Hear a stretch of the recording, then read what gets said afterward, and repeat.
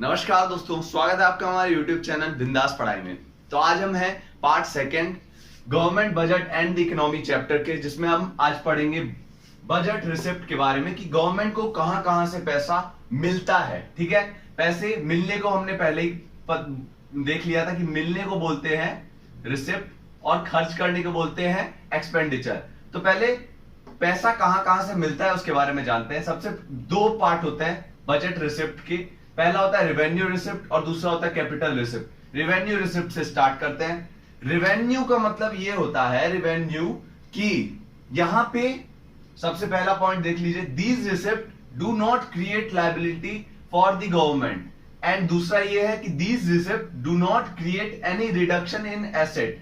Simply में इसका mean ये है इन दोनों पॉइंट्स का कि भैया ये जो पैसा मिल रहा है ना गवर्नमेंट को, ये गवर्नमेंट को वापस लौटाने का कोई लोड ही नहीं है गवर्नमेंट के ऊपर।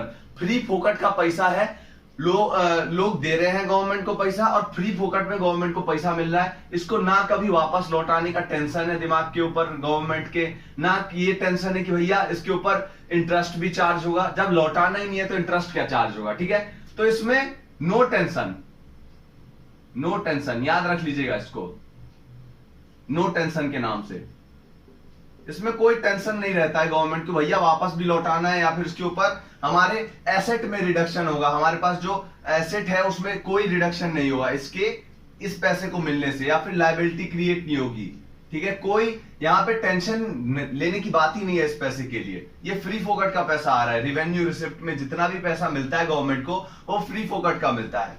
ठीक है, तो यहां पे दो पॉइंट हमने देख लिए कि लायबिलिटी कोई क्रिएट नहीं होती है, कोई मतलब उधार लेने वाला सिस्टम नहीं कि भैया वापस भी लौटाना है गवर्नमेंट को, इस बात का कोई लोड नहीं होता गवर्नमेंट के ऊपर। और गवर्नमेंट के पास जितना एसेट है, एसेट मतलब कि जितना उनके पास जायदाद है, एक मान लीजिए कि जितना उनके पास जो एसेट मौजूद है उसमें कोई रिडक्शन नहीं होता है, वो उतने का उतना ही बरकरार रहता है। मतलब ये एक तरीके से फ्री फोकट का पैसा है रेवेन्यू रिसिप्ट। तो फ्री फोकट का तो है, लेकिन रेवेन्यू रिसिप्ट कहां कहां से आता है? ये दो भाग से आता है, टैक्स रिसिप्ट और नॉन टैक्स रिसिप्ट। पहला जो इसका पार्ट है वो है टैक्स रिसिप्ट की, भैया जो टैक्स देते हैं हम लोग या फिर बड़ी बड़ी इंडस्ट्रीज जो टैक्स देती है गवर्नमेंट को, उससे पहला पैसा आता है। ठीक है, तो tax receipt, tax is a compulsory payment made by the individuals, household, firm of the country to the government without reference to get any return. कि भैया इसमें हम लोग पैसे तो पे करते हैं गवर्नमेंट को, टैक्स पे करते हैं, लेकिन हम यहाँ पे कोई भी चीज वापस मिलने की, उस पैसे को जो हम टैक्स के तौर पे भर रहे हैं उससे कोई वापस मिलने का अपेक्षा नहीं कर सकती। भैया मैंने पैसा भरा है तो इससे कुछ मुझे वापस भी मिलेगा, कोई रिटर्न मुझे मिलेगा, इसका कोई अपेक्षा नहीं कर सकते हैं, इसके लिए कोई भी आस नहीं रख सकते हैं दिल में। ठीक है, तो ये जो होता है कंपलसरी होता है पेमेंट कि भैया सबको देना ही पड़ेगा, इंडिविजुअल्स को भी देना पड़ेगा, हाउस होल्ड को भी देना पड़ेगा और फर्म को भी देना पड़ेगा। किसको? गवर्नमेंट को। अब क्यों देना पड़ेगा? फोकट में देना पड़ेगा, भैया गवर्नमेंट है इसलिए देना पड़ेगा। लेकिन क्या गवर्नमेंट फ्री फोकट का रख लेती है क्या? नहीं, इसको खर्च करती है हमारे ऊपर ही। जैसे कि रोड्स बनाती है हमारे लिए डैम्स बनाती है, कैनाल्स बनाती है बड़े बड़े, उसके बाद बड़ी बड़ी हॉस्पिटल्स बनाती है, बहुत सारी चीजें करती है गवर्नमेंट इसी टैक्स के पैसे से।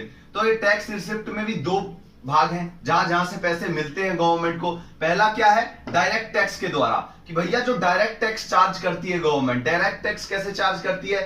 Income tax. जो लोग इनकम कमाते हैं, जैसे कि मुकेश अंबानी जी का एग्जाम्पल ले लेते हैं, जो मुकेश अंबानी कमाते हैं उसका 30 से 33% उनको किसको देना पड़ेगा? गवर्नमेंट को देना पड़ेगा अपने टोटल प्रॉफिट का। ठीक है, तो यहां पे इनकम टैक्स, जो इनकम कमा रहा है बंदा उसके ऊपर जो टैक्स चार्ज कर रहा है उसको बोलेंगे डायरेक्ट टैक्स में काउंट किया जाता है वो। और कॉर्पोरेशन टैक्स, कॉर्पोरेशन टैक्स भी एक तरीके का टैक्स होता है जिसमें जो गवर्नमेंट कॉपरेट कर रही है बड़ी बड़ी इंडस्ट्रीज को या फिर उसको, उसके बदले में जो इंडस्ट्रीज हैं उनको देना पड़ेगा गवर्नमेंट को पैसा। ठीक, तो हमने देख लिया डायरेक्ट टैक्स क्या होता है। इनडायरेक्ट टैक्स में क्या होता है? जो इनडायरेक्ट तरीके से चार्ज किया जाता है गवर्नमेंट के द्वारा। इसमें तो डायरेक्ट उसकी इनकम पे ही चार्ज कर दिया गया है, लेकिन यहां पे इनडायरेक्टली चार्ज किया जाता है। कैसे? जो हम कमोडिटी खरीदते हैं, जो भी मान लीजिए 5 रुपए का बिस्कुट खरीदा, तो उस बिस्कुट में जो है वो टैक्स इंक्लूड किया रहता है गवर्नमेंट का कि भैया इतना टैक्स जो है वो गवर्नमेंट को चला जाएगा, अपना आराम से मस्ती में चला जाएगा, गवर्नमेंट इतना टैक्स जो है रख लेगी। इस तरीके से जो है वो इनडायरेक्ट टैक्स चार्ज किया जाता है। कस्टम ड्यूटी, कस्टम ड्यूटी मतलब जो बाहर से सामान हम ला रहे हैं अपने देश में, उसके लिए एक कस्टम ड्यूटी जो है टैक्स पे करना पड़ता है हमें। कोई भी सामान अगर हम बाहरी विदेश से ला रहे हैं उसके ऊपर टैक्स चार्ज करना पड़ता है, टैक्स देना पड़ता है गवर्नमेंट को, तो वो किस में आ जाता है, इनडायरेक्ट टैक्स में आ जाता है। तो हमने देखा टैक्स जो होते हैं, टैक्स रिसिप्ट, वो दो प्रकार की होती है, डायरेक्ट और इनडायरेक्ट, ठीक है, जो हमें भरना पड़ता है। अब नॉन टैक्स रिसिप्ट, कि भैया जिसमें नॉन टैक्स रिसिप्ट मतलब जिसमें टैक्स नहीं चार्ज होता है, वो पैसा कहां से आता है, बिना टैक्स चार्ज किए पैसा कहां से कमाती है सरकार। तो भैया बहुत सारे वो है कमाने के पैसा गवर्नमेंट के पास चोचले, जैसे कि पहला फीस, कि भैया फीस वसूलती है लोगों से। कैसे वसूलती है, मान लीजिए गवर्नमेंट एग्जाम्स है तो उसके लिए आपको ही पता है फॉर्म भरने के लिए उसके पैसे लगते हैं, एक मिनिमम चार्ज वो किया जाता है उस फॉर्म को भरने के लिए, तो वो इस फीस में चला जाता है। उसके बाद क्या फीस में चला जाता है, जैसे कि हॉस्पिटल्स के हम जो फॉर्म भरते हैं उसमें भी बहुत कभी कभी पैसे चार्ज होते हैं, तो वो पैसा भी चला जाता है। तो भैया एग्जाम्स का पैसा चार्ज होता है, ठीक है। तो ये सारी चीज जो है फीस के तौर पे गवर्नमेंट हमसे वसूल लेती है, ठीक। अब दूसरा होता है फाइन। फाइन के तौर पे कैसे आप आराम से पता कर सकते हैं, बिना हेलमेट के थोड़ी देर रोड पे घूम लीजिए, मेन रोड पे अपने आपको फाइन कटेगा बिना हेलमेट का, और आपको अपने आप पता चल जाएगा भैया फाइन कैसे गवर्नमेंट को पैसा हम देते हैं फाइन के रूप में, ठीक है। फाइन दूसरा हो गया। तीसरा एस चीट क्या होता है, एस चीट मतलब ये कि आपका जमीन था, अब आप मर गए, ठीक है, आप मर गए, वो जमीन जो है वो नाजायज है, किसी का भी जमीन नहीं है वो, अब वो जो जमीन है उसके ऊपर गवर्नमेंट अपना कब्जा कर लेगी, भैया किसी का जमीन नहीं है तो हम ही रख लेते हैं, ठीक है। तो गवर्नमेंट उस जमीन को रख लेगी और उससे रेवेन्यू कमाएगी, तो वो होता है एस चीट, ठीक है।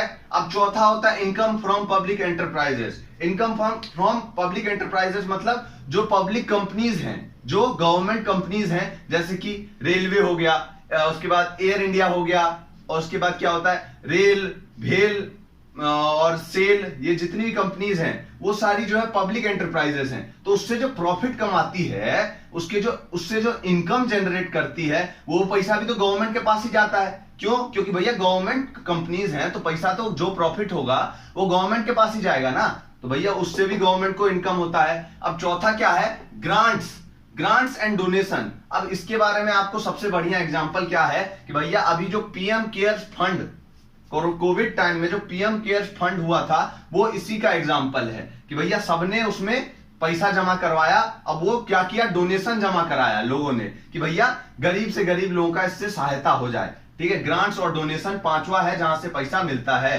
गवर्नमेंट को। अब ये जो रिवेन्यू होता है वो उसमें हमने देख लिया, नो टेंशन, कोई टेंशन नहीं होता है कि भैया वापस भी लौटाना है नहीं लौटाना है, आराम से इसका गवर्नमेंट के ऊपर कोई टेंशन नहीं होता है दिमाग के ऊपर। लेकिन कैपिटल रिसिप्ट में टेंशन होता है भैया, तो इसमें क्या लिख देते हैं हम, टेंशन। इसमें गवर्नमेंट के ऊपर टेंशन होता है कि भैया वापस भी लौटाना पड़ेगा। अब पढ़ते हैं, धीरे धीरे पता चल जाएगा। These receipt create liability. Liability मतलब कि कर्ज हमारे दिमाग के ऊपर प्रेशर डालता है भैया। क्यों, क्योंकि कर्ज के तौर पे होता है, हमारे ऊपर लायबिलिटी क्रिएट करता है ये। These receipt cause reduction in asset, कि भैया हमारे पास जो एसेट है, गवर्नमेंट के पास जो एसेट है उसमें भी रिडक्शन करता है। कैसे करता है, इन 3 पॉइंट से हमको पता चल जाएगा। जो इसके प्रकार होते हैं कि भैया कहां कहां से कैपिटल रिसिप्ट में पैसा आता है, टेंशन कहां कहां से आता है, टेंशन वाला पैसा।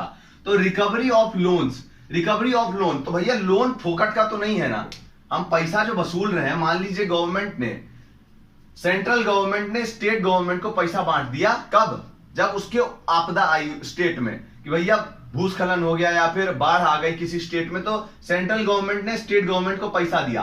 अब वो जो पैसा वसूल रहा है फ्री फोकट का तो नहीं वसूल रहा है, पहले गवर्नमेंट ने पैसा दिया है स्टेट गवर्नमेंट को, तभी तो वो पैसा वसूल रहा है। तो यहाँ पे फ्री फोकट का पैसा नहीं है, इसलिए ये क्या है, टेंशन क्रिएट कर रहा है। क्यों, क्योंकि एसेट में कमी कर रहा है। गवर्नमेंट ने जो पैसा दिया था स्टेट गवर्नमेंट को, वो तो एक एसेट की तरह था गवर्नमेंट के लिए, तो पैसा वापस जो स्टेट गवर्नमेंट दे रही है तो एसेट में रिडक्शन हो रहा है ना, तो वही रिकवरी ऑफ लोन इसका पहला जरिया है जहां से कैपिटल रिसिप्ट में पैसा आता है। तो यहां पे एसेट में रिडक्शन हो रहा है, आप देख सकते हैं। बोरोइंग फ्रॉम अदर्स, कि भैया पैसा बाहर से बोरो कर रहे हैं, कर्ज के तौर पे ले रहे हैं, तो कर्जा जब लेंगे हम तो यहाँ पे कर्जे में अपने आप दिमाग में टेंशन आ जाता है कि भैया कर्जा लिया है तो वापस लौटाना भी तो पड़ेगा, तो कर्जा के साथ टेंशन भी हमें मिलता है। ठीक है, कर्जा आप कहां से लेते हैं? मार्केट से कर्जा लेते हैं। मार्केट मतलब कि गवर्नमेंट सिक्योरिटीज निकाल देती है गवर्नमेंट, कि भैया खरीद लो, आम पब्लिक से बोलती है, आरबीआई के द्वारा ये गवर्नमेंट सिक्योरिटीज बेचती है गवर्नमेंट। ठीक है, उसमें क्या होता है कि गवर्नमेंट, वो पब्लिक जो होती है वो गवर्नमेंट सिक्योरिटीज को खरीदती है, उसके बदले में पैसा देती है आरबीआई को, और आरबीआई वो पैसा किसको दे देती है? गवर्नमेंट को। तो पहला तरीके से जो बोरोइंग करती है, कर्जा लेती है, वो पहला पब्लिक से लेती है, दूसरा किससे लेती है? आरबीआई से ले लेती है। ये भी आपने देखा होगा कि आरबीआई से बहुत सारा पैसा कभी कभी गवर्नमेंट जो है वो लोन के तौर पे उठा लेती है। जब मान लीजिए किसी योजना में उसको पैसा कम पड़ रहा है या फिर किसी चीज में पैसा कम पड़ रहा है सरकार चलाने के लिए, तो गवर्नमेंट आरबीआई से पैसा ले लेती है, और कभी कभी फॉरेन से भी पैसा ले लेती है, जैसे कि आईएमएफ हो गया, बड़ी बड़ी ऑर्गेनाइजेशन जितनी हो गई, वर्ल्ड बैंक हो गया। ठीक है, तो इन सब से भी कभी कभी पैसा मांग लेती है सरकार। तो ये क्या है? ये दिमाग में टेंशन दे रहा है भैया। क्यों? क्योंकि पैसा कर्ज के तौर पे ले रहा है ना, तो टेंशन अपने आप ही आएगा। अब तीसरा इसमें पार्ट है जो कैपिटल रिसिप्ट में, वो होता है अदर रिसिप्ट। अदर रिसिप्ट में क्या आता है? डिसइन्वेस्टमेंट। डिसइन्वेस्टमेंट का मतलब होता है कि पब्लिक कंपनीज जो हमने देखी थी, यहाँ पे जो पब्लिक एंटरप्राइजेस देखा था, पब्लिक कंपनीज जैसे कि रेलवे हो गया, एयर इंडिया हो गया, सेल हो गया, स्टील अथॉरिटी ऑफ इंडिया, वो सबको क्या करती है? उसका शेयर जो है, जब गवर्नमेंट के पास पैसा कम पड़ जाता है तो उसके कुछ कुछ शेयर जो है वो मार्केट में बेच देती है, और उस बेच के जो पैसा आता है उससे रिसिप्ट होता है, मतलब पैसा आता है उससे।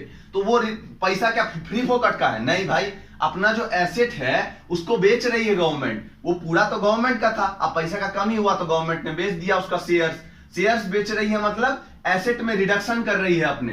तो यहाँ पे डिसइन्वेस्टमेंट से भी पैसा कमाती है सरकार, लेती है सरकार। ठीक है, तो यहां पे हमने देखा कैपिटल रिसिप्ट के बारे में और रेवेन्यू रिसिप्ट के बारे में। नो टेंशन और टेंशन दोनों तरीके से देख लिया, पैसा कहां कहां से आता है गवर्नमेंट के पास। तो बजट रिसिप्ट हमारा पूरा क्लियर हो गया भैया, एक एक पॉइंट क्लियर हो गया। अगले वीडियो में हम पढ़ेंगे बजट एक्सपेंडिचर के बारे में। धन्यवाद आपका इस वीडियो को देखने के लिए। अगर आपको वीडियो पसंद आई हो तो प्लीज वीडियो को लाइक कीजिए, शेयर करिए और चैनल को सब्सक्राइब करिए। धन्यवाद।